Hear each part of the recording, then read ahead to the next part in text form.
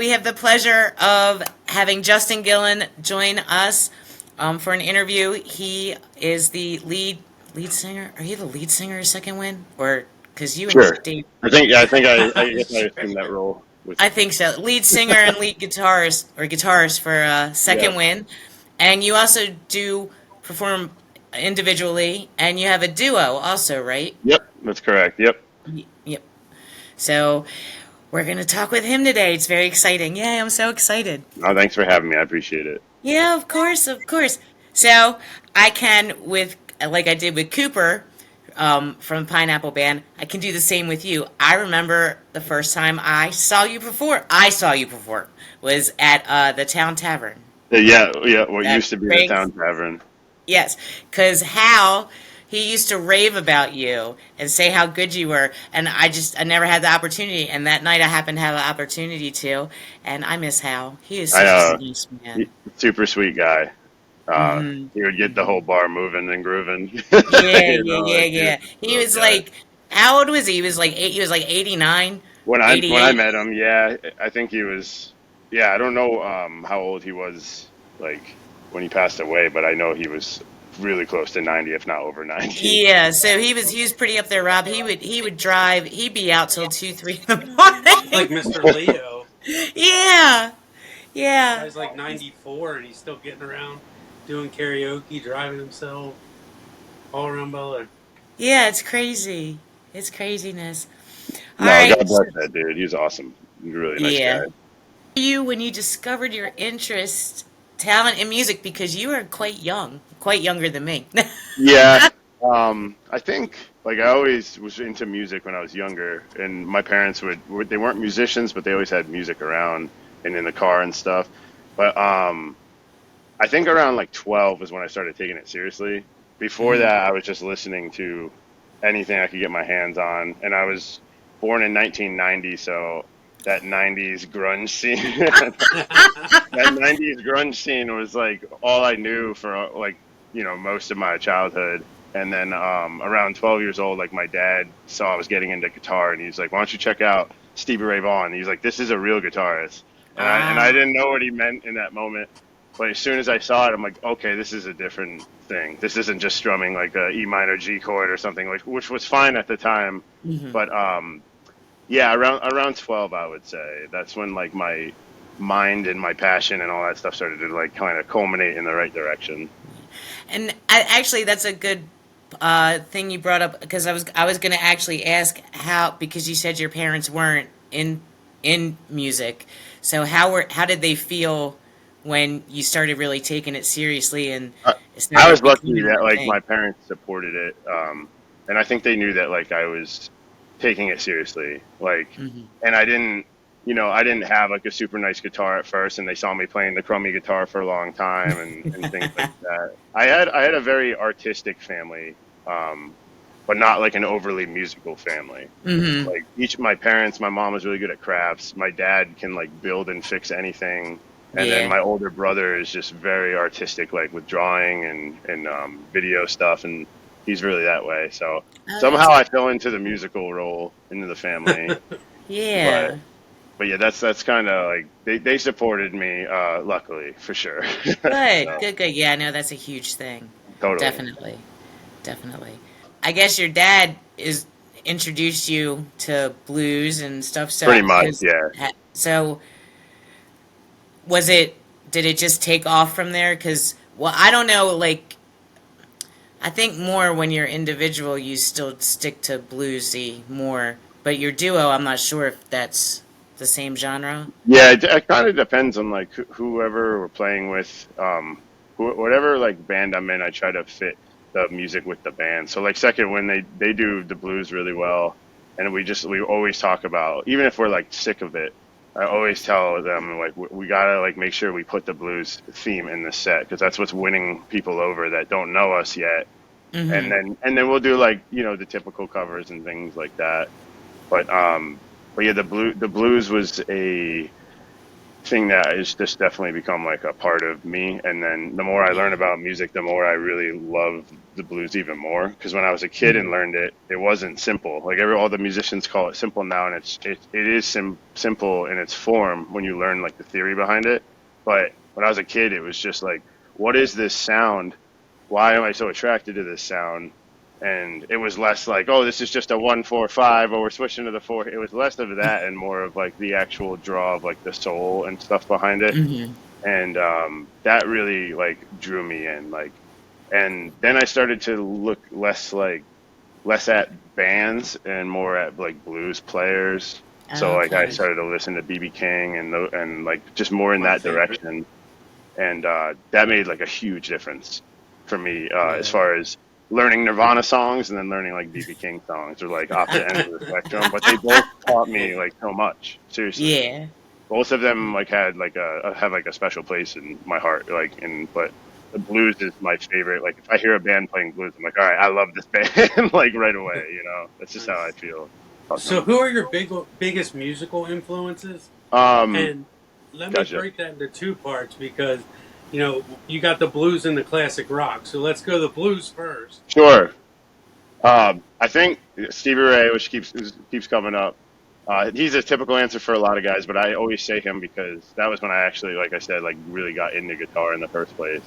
He was the one that like drew me in, like, oh, I want to do what he's doing.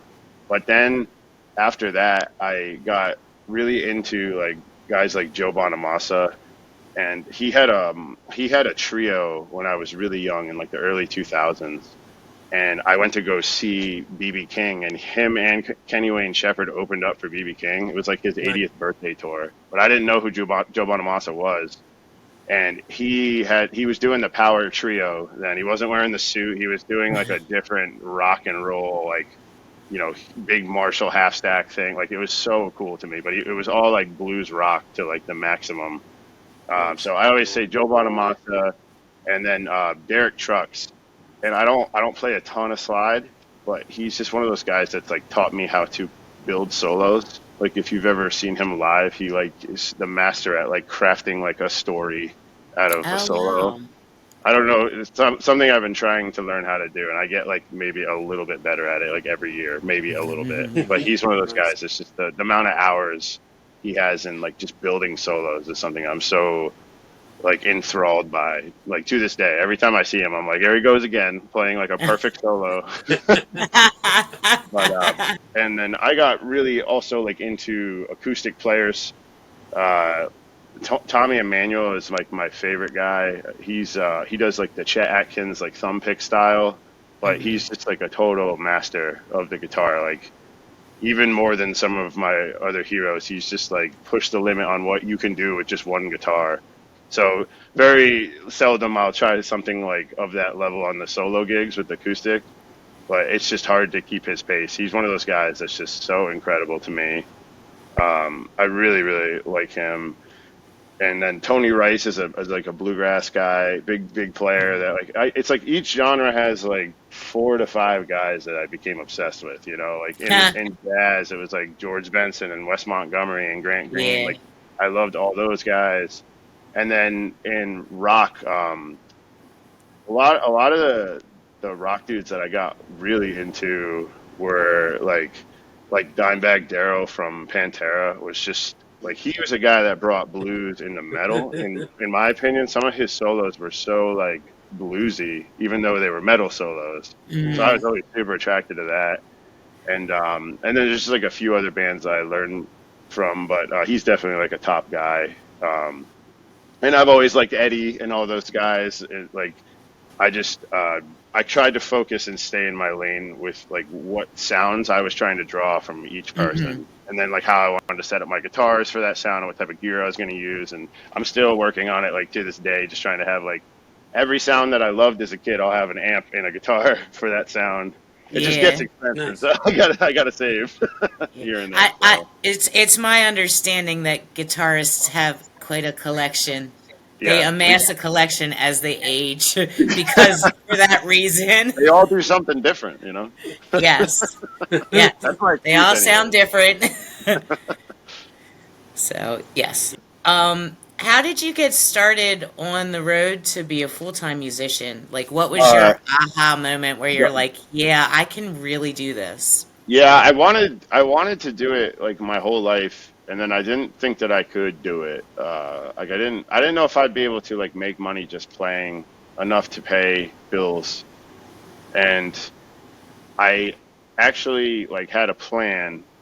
I think I moved here from Connecticut like around 2013, 2014.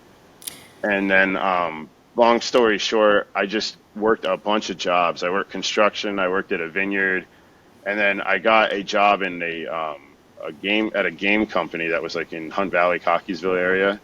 I And remember then that I place. would work there, and then I would play gigs at nighttime. So when you saw me at Town Tavern, that was I had like just come from work, like off of Deerco Road, and you know, and Yeah. I was doing that for a while, and I was getting tired, but I was making a lot of money and I was saving a lot of money.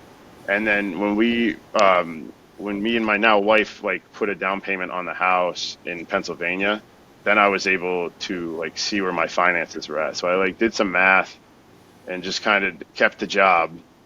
And the story is it's going great so far, but I ended up leaving my job like January 17th of 2020, like right before COVID happened. Oh So no. I literally like if I had a crystal ball, I would not have done that at the time. Yeah.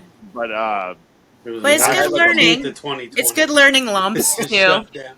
I will remember that day for the rest of my life. absolutely, yeah. Because I was And in the I had restaurant business oh man, then. yeah, so that's a lot worse for sure. I had just pulled the ripcord and like I'm like, well, I have enough parachute for this like next couple years. I can figure this out. But then like, I felt like I had a bunch of holes in the parachute all of a sudden. I'm like, all right, this is not what I anticipated. Like I actually looking back on it, I used that time to like establish a YouTube page. I used that time Nice. to make a website. There was a lot of things where I just did not have enough time and practicing too, like working on new Yeah. songs. I was in that time I just had nothing but time to practice. And when before I had like no time to practice, like I'd get off of work and I'd be learning songs in the parking lot that I was going to play on stage that Oh night. wow. So COVID was like a double-edged sword for me, but I've been full time since then, since 2020.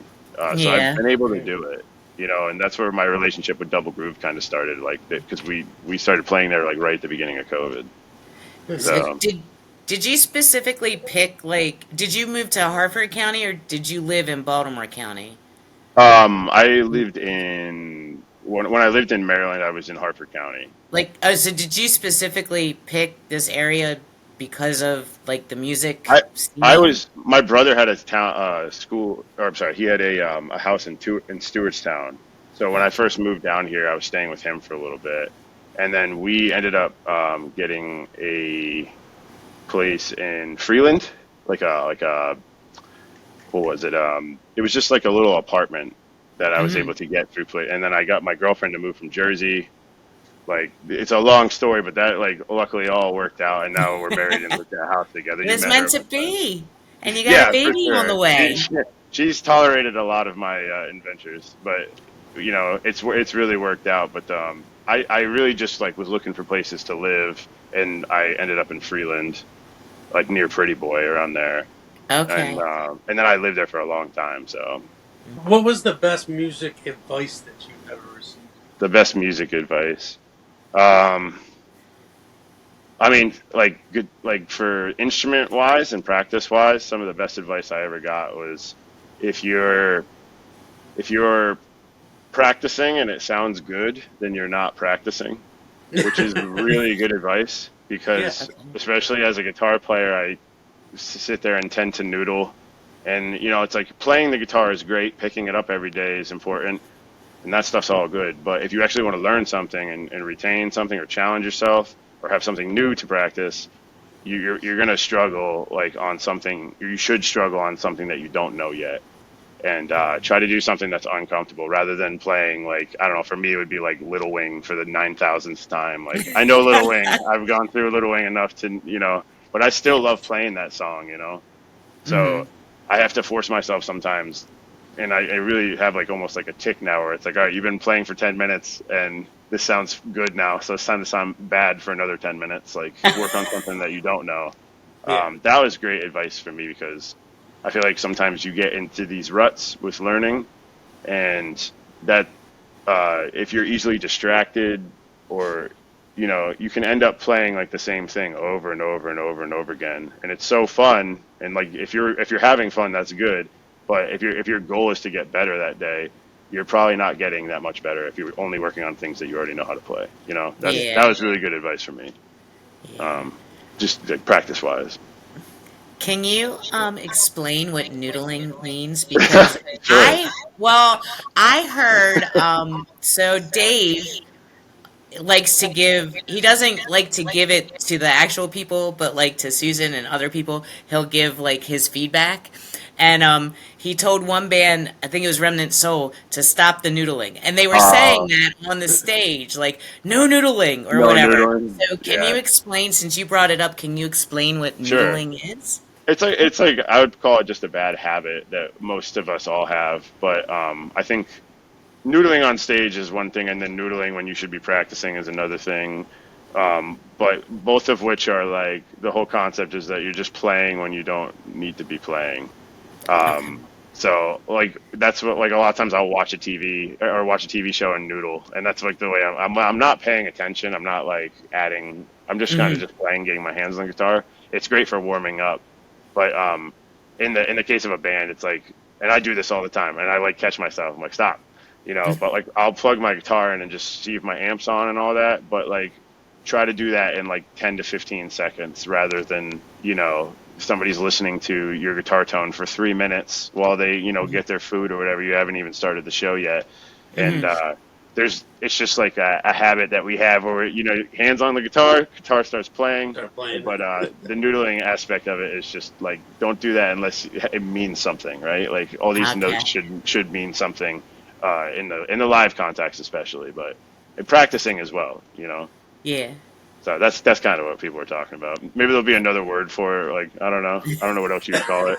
Like, I here's a don't know. bowl of noodles. Give it another 10 years, and I'm sure there will be. I'm sure. I know the language is changing. Yeah, we don't know half of them because we're old. My Yeah. wife's a teacher, and she'll tell me stuff that's going on. I'm like, all right, at least I kind of know what that means. Yeah. It's all You're changing. lucky. And then when I start using the language that was used, and my girls are like, "Mom, that's so old. You're not right.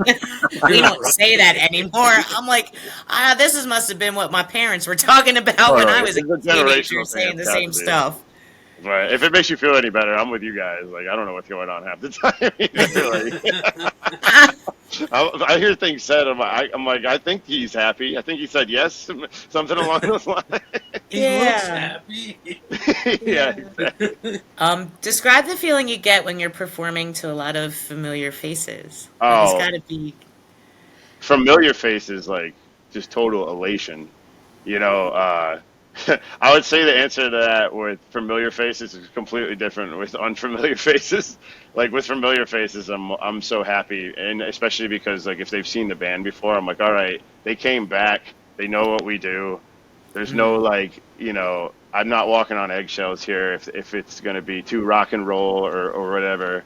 But when people don't know who I am or haven't seen the band before, I'm a little more worried about, like, uh, being abrasive or something of that nature. Like, some people just don't understand rock and roll sometimes, even if I'm like trying Mhm. to keep it as low volume as I can.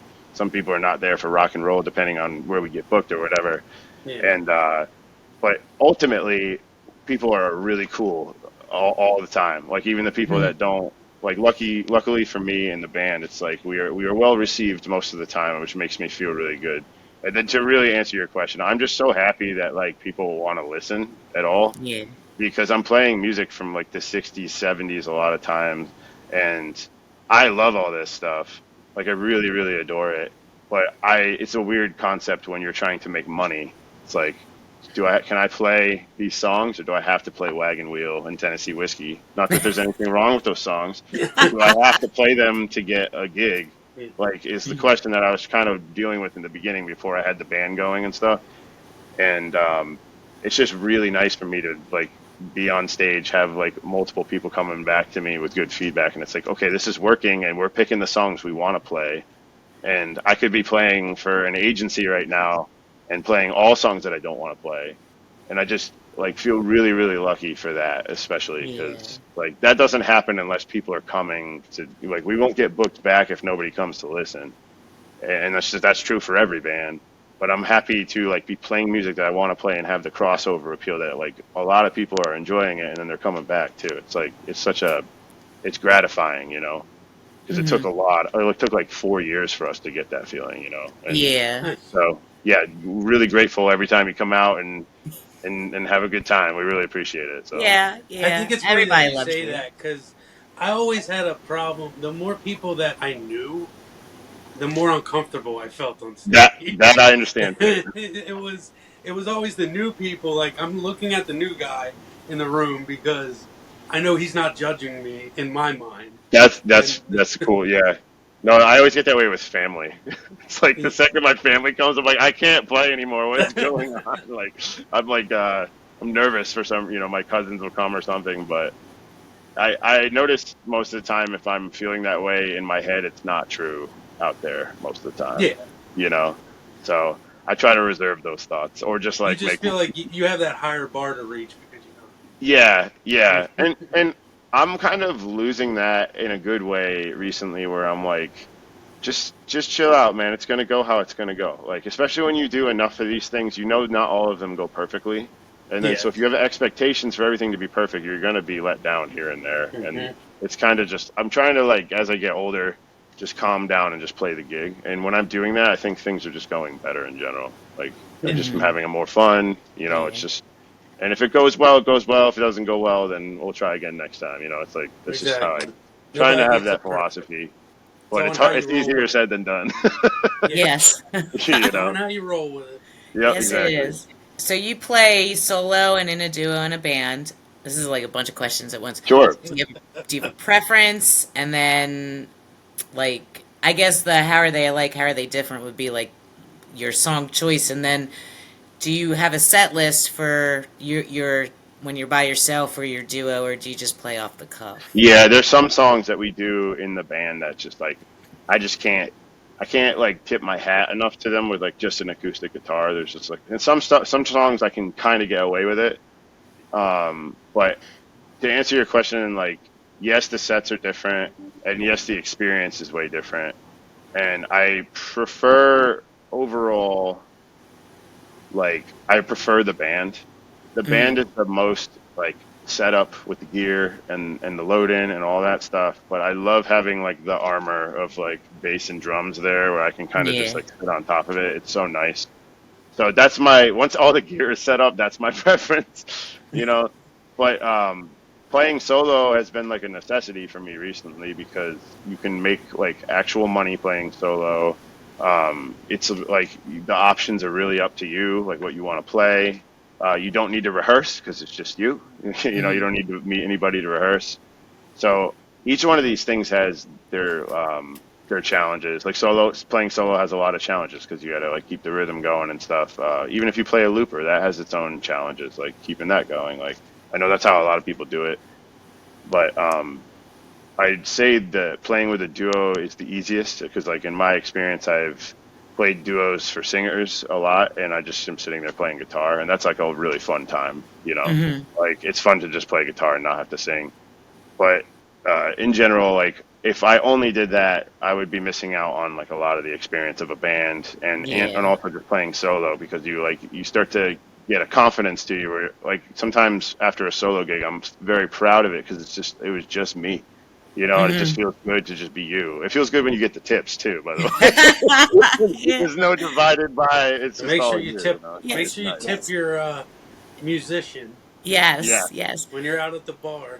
Yes, but I wanted to share with you. So, like, I'm sure you know, and I got to stop bringing him up every show. But Brian and I talk a lot about like musicians and stuff, and I'm not even gonna mention. Well, I'm not. I am, but I'm not. I wasn't gonna mention Double Groove, but I thought you were I going to mention Double Groove. no. But what I wanted to share with you, and because we talk a lot about like who we like seeing perform and stuff, and really solo you and Marshall Stone. He's Oh lead yeah. singer of Red Eye, Yep. and he's solo.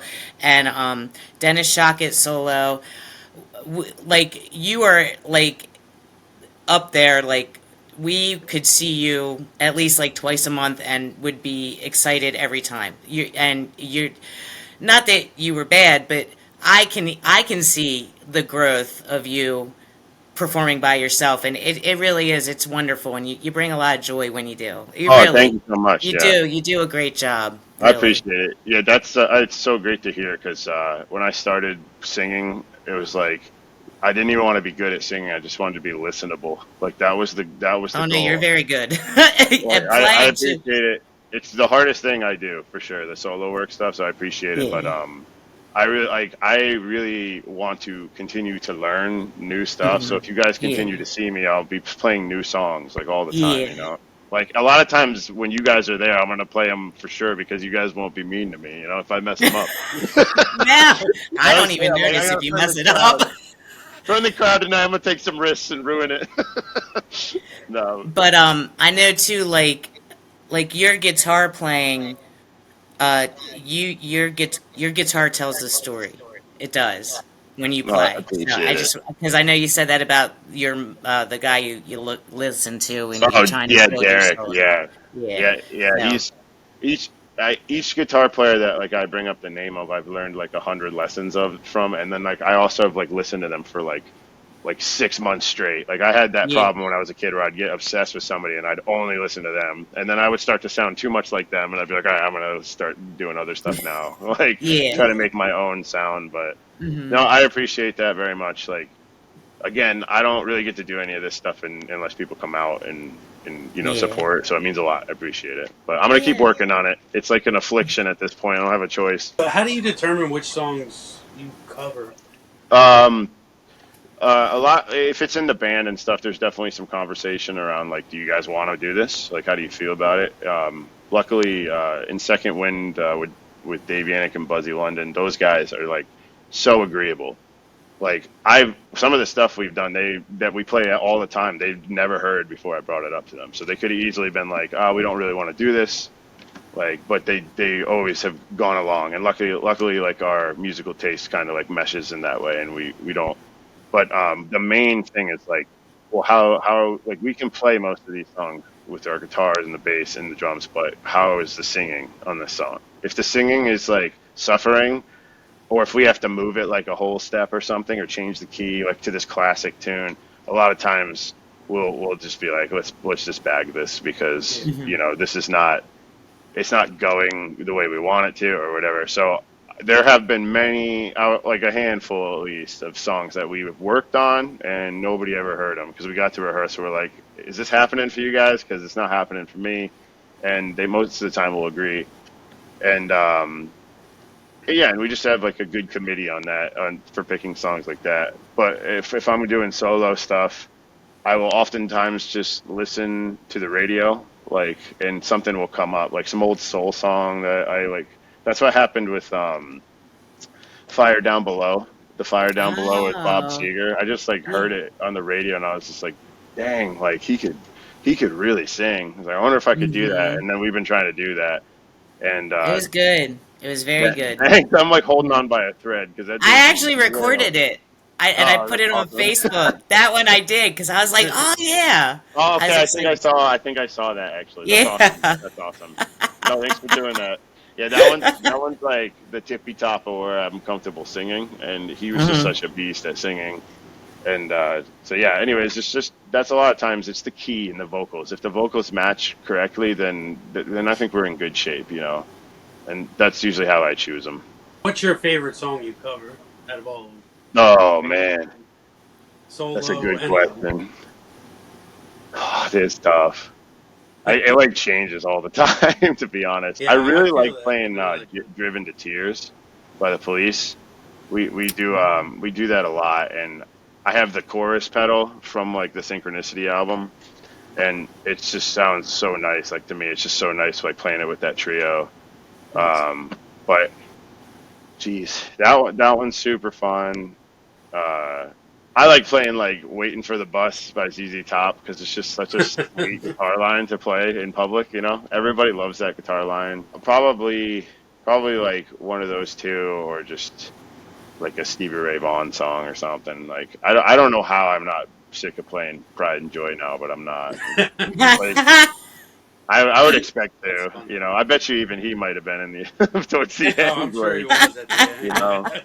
But that's like that is actually that song means a lot to me because it's one of the first ones where I was like, I think I can sing. Like I think I can Mhm. sing. Like I got through a Oh, verse of cool. that when I was first learning. I'm like, I think I might be able to do this. Like because his range is right in my range, and he tuned down Mhm. a half step. So learning his stuff was like really nice for me. Him and Hendrix were like lower register, so I didn't have to Mhm. worry about like being able to sing high. I could just like learn how to sing and do the notation that way. But yeah, Yeah.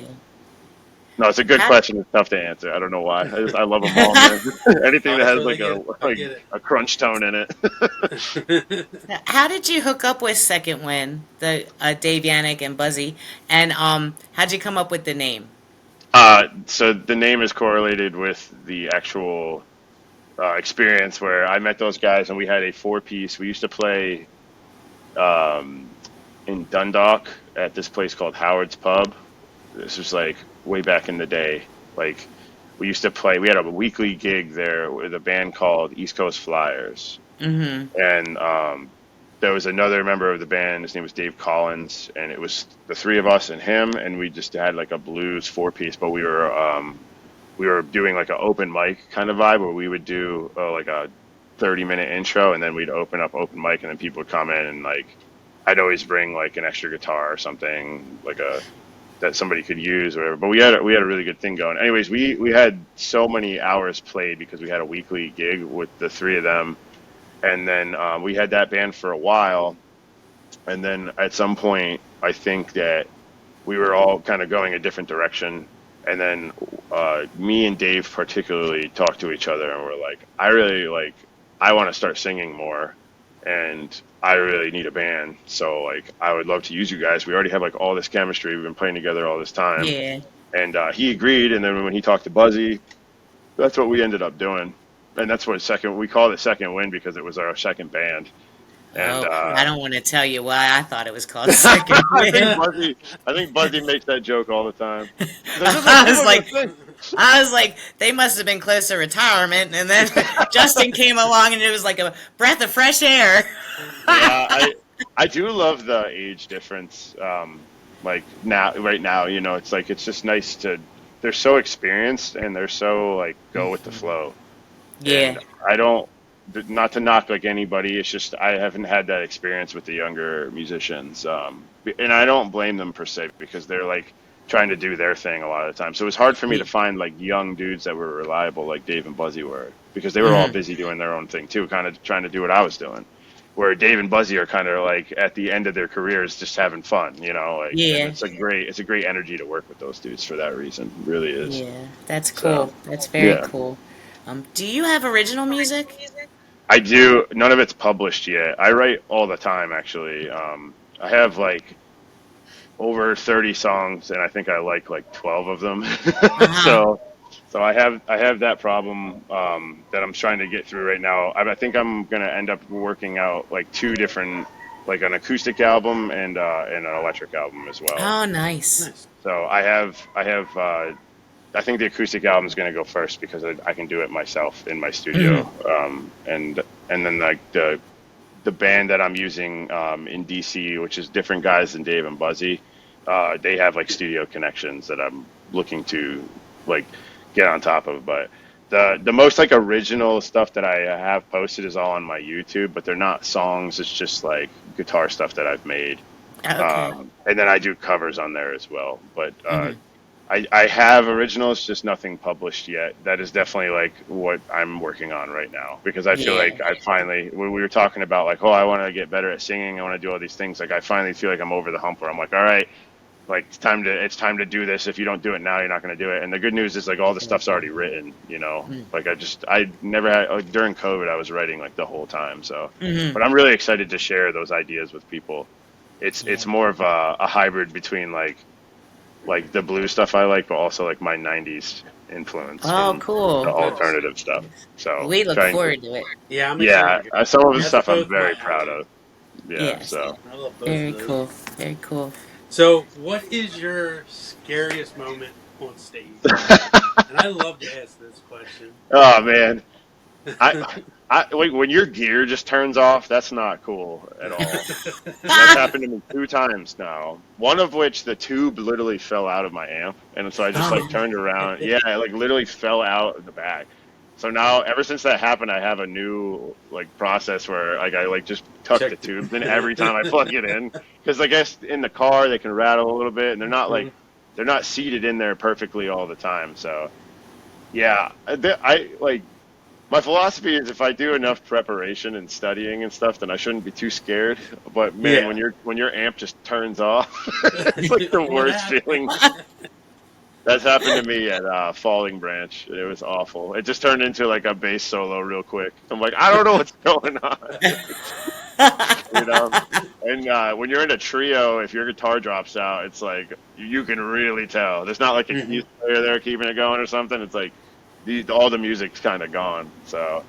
Yeah, those are. I'm always thinking of stuff like that. I always like if I have a really nerve-wracking gig, I'll bring a second amp, like a small amp, just in case. Just Like just a very Brian simple always like does. pedal. Yeah, it's He like so always brings a stressful. spare, and because he's just that way. He always Yeah, does. my main amp is from 1967, so it Uh-huh. yeah, nice. doesn't owe me anything. You know, like but I'm always walking on eggshells.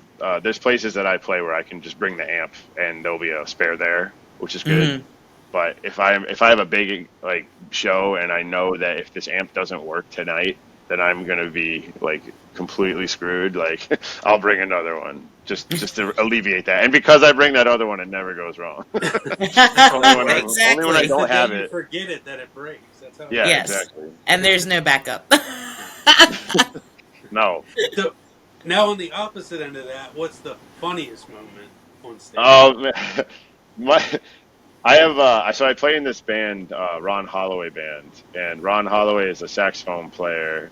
He's like old school guy. Played with Dizzy Gillespie. Oh, nice. Played with Government Mule a bunch on like their Dark Side of the Mule. He's the sax player. Uh, he is such a character, and he's just from a different like he's just from a different time, and his jokes that just like crack me up. They're just so funny, and some of my funniest experiences were just like him on stage, like pulling like random people up on the crowd from the crowd, and just like saying hilarious stuff and doing hilarious stuff, and like he's one of those wild card people when you're playing with him. You like kind of don't know what's gonna happen, even with the music. It's like he liked it when the band was kind of like on their tippy toes, listening and like what's going on. So he sometimes would do these like he'd make a joke. He's like, I need a human sacrifice to like bring somebody up on stage as a joke, and but like I don't know. I love playing with him, and he's like he's always made me laugh with that type of stuff. And then my like just to piggyback off of that funniness, like I love so much when like you think you're playing something good or you did something well and like maybe your eyes were closed, you're like super focused on your guitar and you look up and everybody has like a look on their face like they're like smelling something awful or something. Like if you do well, musicians respond with this like stank face. It's like where they're just like, oh, like it's like one of my favorite things when you like meet eyes with a guy on stage and you guys are like just laughing, like or if a note that you play is like really funny, like some like little lines are just funny, like Mhm. you know. So yeah, I don't have two funny ones, but nobody's fallen off the stage. That probably would have been funny to watch. I haven't seen any of that, I luckily. have So done that. It's not fun. yeah, nobody's broken anything or Oh, well, yeah. that's good. What advice do you have for new up and coming musicians? Um, I I think that you should like people tell you like how to approach guitar in the beginning, or I guess you're saying musicians and not just guitarists, but even in any instrument, like people tell you how you're supposed to approach it. I like had people say that I couldn't wrap my thumb around the fretboard. There was like a lot of conversation about that, and then I'm watching my heroes pull off like these chords with their thumb on the E string, and it's like I don't know about all this. I would say do what feels comfortable to you until you have a reason not to. And because I think the early Oh, that's stages good. of guitar and instrument learning are really tough. Like so many kids quit, especially the guitar, because it's like a physical instrument, and to learn it in the beginning, you have to like kind of hurt your fingers. You like everything is like kind of Mm, unpleasant about it in the beginning. yeah. And I like to remind people that like if you like what I do now, when I started, I had no idea what I was doing. It sounded awful. But I was having fun, and that's why I kept going, and that's why I'm like at that point I'm at now, where I'm like now the stuff that I'm working on, it's like I'm almost like trying to remember how to have fun because I'm working on all this stuff so much. When I was a kid, it was like a distortion pedal into like a PV amp or something. It was just like the most fun I could have. It was Mm-hmm. the best. So. I'm trying to tell younger kids to like do what feels comfortable, learn stuff that gets you inspired, and go slow if you need to, and like but stay with it. Like if you start to feel overwhelmed, like put it down for a day if you need to, but don't just throw it away because it doesn't sound good. And like I would also say just to work on like use instruments that are not like the best instruments, It's like if you Mm-hmm. have a crummy car that you drive for a while, well, by the time you get that super nice car, you appreciate it so much. And Yeah. I think that with the guitar, it's like if you play a crummy guitar, not even crummy, but like if you pay, like say you paid like $300 for it or whatever, like an acoustic guitar, if you play that for a year, by the time you get the $1,000 guitar that you've been saving up for or whatever, you're gonna have so much to like enjoy on that guitar Yeah. if you've learned how to play.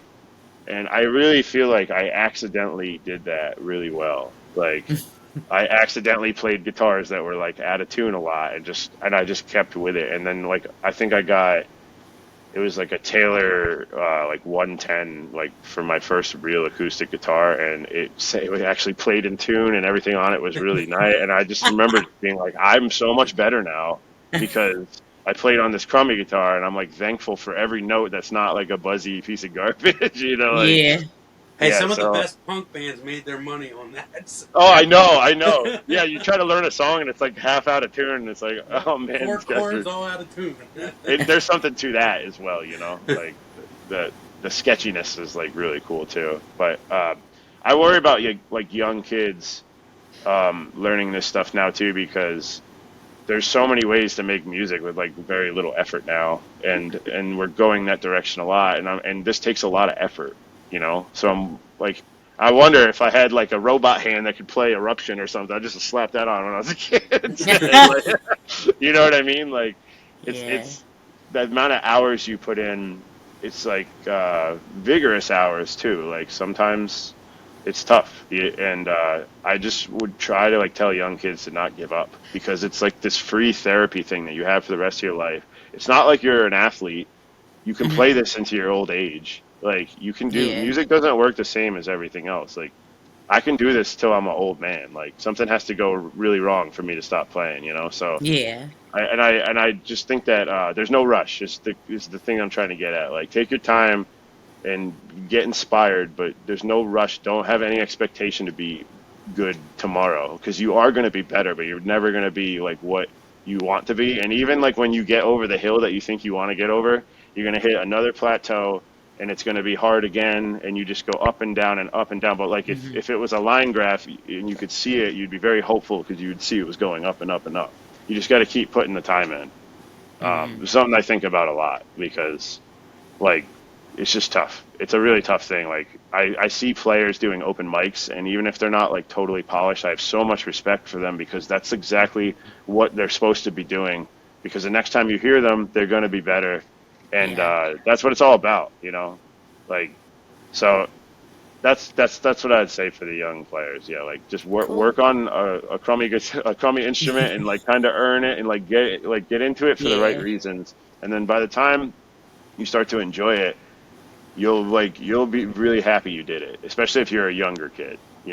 But I also Yeah. say that to like a lot of people come up to me at the group and are like, "Oh, I wanted to start playing. I bought a guitar a year ago. I don't know if I can do it." Like, do it. Just do it. Go learn like Sweet Home Alabama or something. It just for fun. that's Like, that's Yeah. me.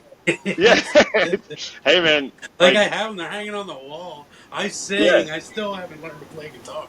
But you probably got so much happiness from it, dude. Like that's like to me, that's the whole point. It's like, you know, it's really like the older I get, I'm starting to realize like it's been very therapeutic for me. Like I think I've used it for more things than I even realized to like get through things. Mm-hmm. Just like leaned on it without even like being like thinking about it. It's such a Yeah. good thing for your like heart, your mind, and your soul. Like music's so powerful. I know you know because you're always dancing around having a blast. So I know. That's when I saw. I was thinking about when I first saw you in Second Wind at Mountain Branch. My pink jacket. That's one. And yeah, the on our reason we website. went is because I knew you. I didn't know the other two. Well, I thank you didn't so know much. David. Yeah, no, you made us feel good that day. That like again, that was the intro. That was like the introduction of us putting the band together. So I was just totally like, I hope people understand what we're trying to do, because in my heart it's good, but you never know how Yeah. it's going to be received. So Well, and it's also it. You played songs a lot of bands don't. Like you guys yeah, are different. Like I have been wanting Eric Clapton and Cream and the Police and Sting, and you guys do all and more, but you do that, and I was like, oh, that's awesome because it's that's different. great. Yeah, I'm proud of our song list. Like Mhm. I think that we have a lot of range for just a few dudes. Um, Yeah. like the to like we were talking about like picking vocals for songs that work and stuff. It's like I can do the songs I want to do for the most part, like with the range that I have. But there's so many more songs I hear other bands doing because they have a singer that can shoot up in the stratosphere, and I'm like, oh my Hmm. god, I wish I could just do like one Led Yeah. Zeppelin song or something, like we have to play like No Quarter or something where it's not too intense. But Yeah. we're probably gonna add something. I've been that's been a request a lot, Hmm. but for every song that we play that people might not know, we have those conversations, and a lot of times it's like, yeah, it's just really a dice roll. Like, do they know this Tom Petty song? And it's like, well, it's Tom Petty, and it's like, well, yeah, but do they know this? This is kind of like a B-side song or whatever. We're always having a conversation of like whether people know it, and I think we've come to terms with like if we like it, then they're probably going to like it, and if we perform it well, then they're definitely going to like it.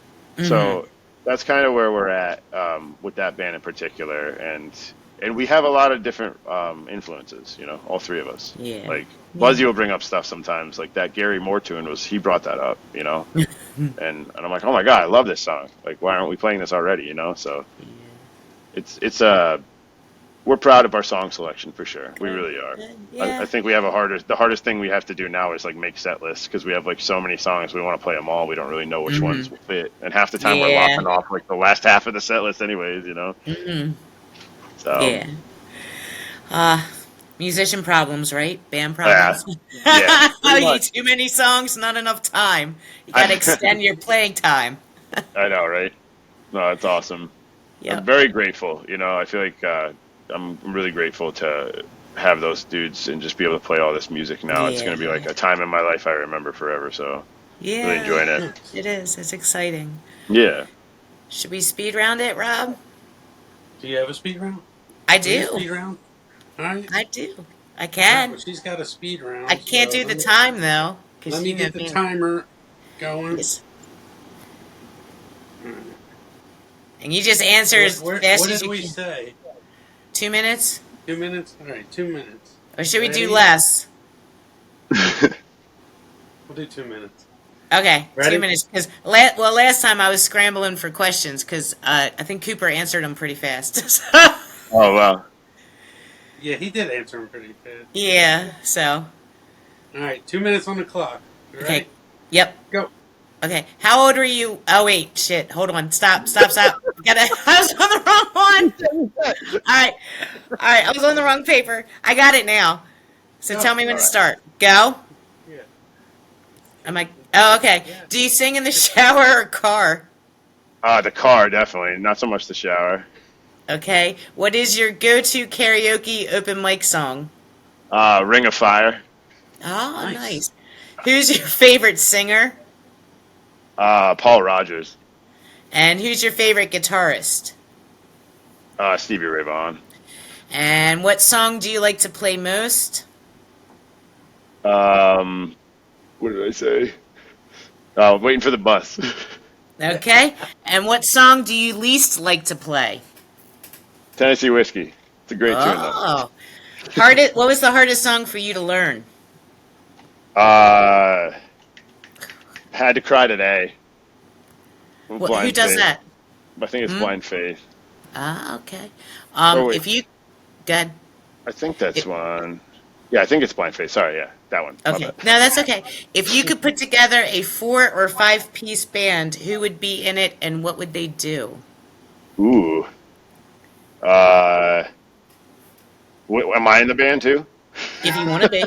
I might just put. It's all five you. people It's together. your band. Put it together, you can do It's it. your dream band. You put it together. So if you want to play with them, have at it. Oh man, I'm putting Isaiah Sharkey on guitar, Dennis Chambers on drums, Jimmy Haslip on bass. Who's a good keys player? Reese Winans on keys, and then who's singing? Probably Paul Rogers. Okay, I thought you were going to say you. I think I'm just going to show I'm on the side of singing. the stage and watch. All right, and I'm going to ask you because we got, what's your favorite food? Uh, There you Mexican food for sure. Yeah, I like Mexican. I Yep, should that's say, right I up should say Rob's that alley. Cubano. The Cubano off of the Vagabond truck is it's like my favorite thing in the world. go. Too. They make a great coup. Oh my god. Yeah, that's Yes. anytime that's like a joke between my wife where it's like anytime that food truck is anywhere I'm playing, it's like I give her money. I'm like, please get this so I can enjoy this when I'm like totally exhausted on my way home. This is my favorite. Yeah, very good. You bet. Well, that's about what we have for you, Justin. Oh, that's awesome. Thank you guys so much for having me. I Thank really you. appreciate it. Thanks for joining us. Secondwindtriomusic.com. That's for the trio. Secondwindtriomusic.com. And then my name is Justin Gillen, and I have my own website, justingillen.com. There's nothing like more than just my name, justingillen.com. My stepdad bought me that domain when I was a young kid, and I have it now, so I'm really Nice. happy about that. But We'll put those links down in the description. no, I appreciate it. Yeah, there's a bunch of dates coming up. Yeah, bunch of dates coming up in November, December, and Okay, cool. Nice. Oh, thanks, Justin. You're awesome. thank you. Thanks for all the support over the years. It really means a Of lot. course, So, of course.